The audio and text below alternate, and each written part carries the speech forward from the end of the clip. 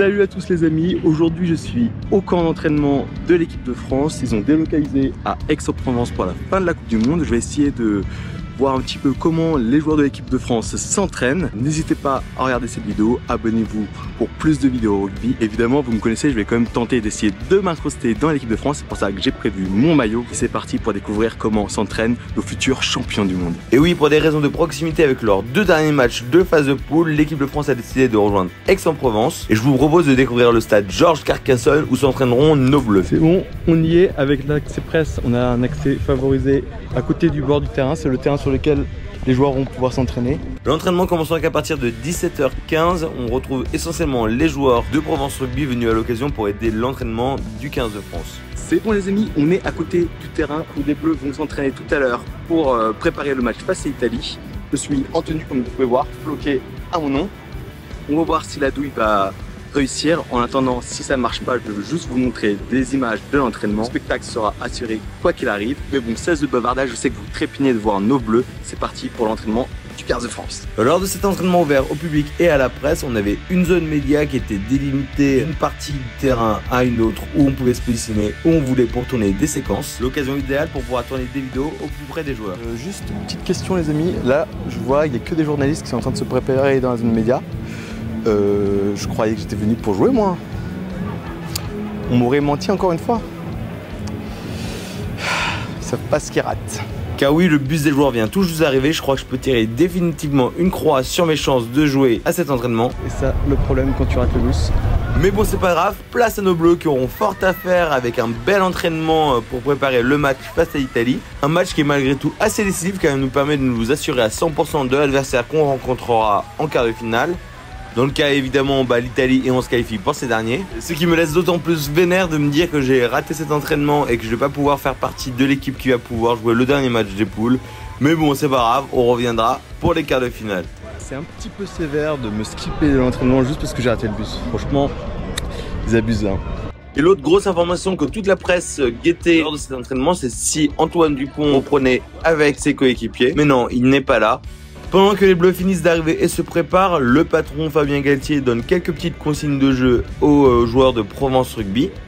Car oui, étant à Aix-en-Provence, le 15 de France a la chance de pouvoir bénéficier des joueurs de Provence Rugby qui vont s'atteler à un travail de sparring partner qui consiste en gros à être présent lors d'une séance pour aider à l'entraînement des joueurs du 15 de France en étant par exemple là pour faire de l'opposition. Mais entre nous, tout mon respect à ces joueurs qui auront la tâche de se prendre dans le buffet des joueurs comme Antonio et compagnie. Après, sans déconner, c'est vraiment une chance et une opportunité pour eux de découvrir le haut niveau et les rouages un petit peu du rugby et de la sphère la plus haute du rugby français. Donc bref, même si ça va pas être facile et assez éprouvant, je pense que ça va être un vrai souvenir qui restera gravé dans leur mémoire toute leur vie. Et je pense qu'ils peuvent être fiers de contribuer au parcours des Bleus lors de cette Coupe du Monde qui se terminera, je l'espère, de la plus belle des manières. Et je tenais aussi à ajouter au passage qu'ils ont eu de la chance car j'aurais pu être présent lors de l'entraînement. Donc franchement, estimez-vous heureux d'avoir eu à plaquer que des Antonio, Cross et compagnie. Car avec moi, ça aurait été une autre paire de manches. Mais bon, cette fois-ci c'est pas grave, je vais me contenter d'un travail de journaliste. Comme vous pouvez le voir, je suis vraiment au plus près pour pouvoir filmer au mieux les joueurs qui se sont divisés entre avant et arrière afin de travailler des phases et des séquences de jeu qui sont propres à chacun des postes. Exemple avec cet exercice qui leur permet de pouvoir travailler toutes 4 situations, attaque ou défense, et de faire en sorte de la gérer et de la finir de la meilleure des façons que possible. Bref, un entraînement qui m'a l'air pour l'instant bien rodé, au point qui n'est pas du tout négligeable et qui contribue en grande partie à la bonne ambiance et au bon déroulement de cet entraînement ouvert au public. Et bah c'est ce que je viens tout juste de dire, c'est le public qui a été très présent et très nombreux pour supporter nos Bleus. Car quand il s'agit de les supporter, il y en a qui sont prêts à mettre de la voix. A tout de suite quand il y a une caméra.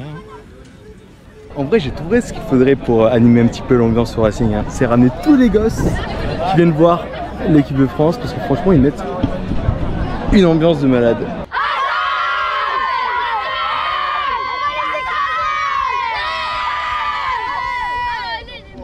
Mais les gars, il n'y a aucune ambiance ici.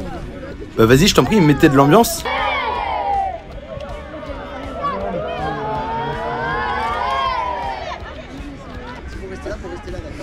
Conforte les vidéos. Merci les gars. Je suis abonné moi aussi. Merci les gars. Moi aussi. Ouais, moi aussi je suis abonné. Alors tout le monde j'espère est abonné. Hein. On est tous abonnés.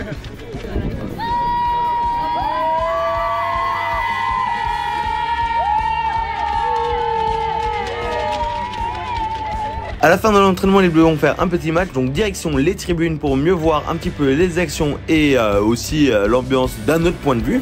Après, quand je dis match, c'est pas vraiment un match 80 minutes classique comme on a l'habitude, c'est plus des phases de jeu précises avec naturellement comme objectif d'inscrire l'essai à la fin.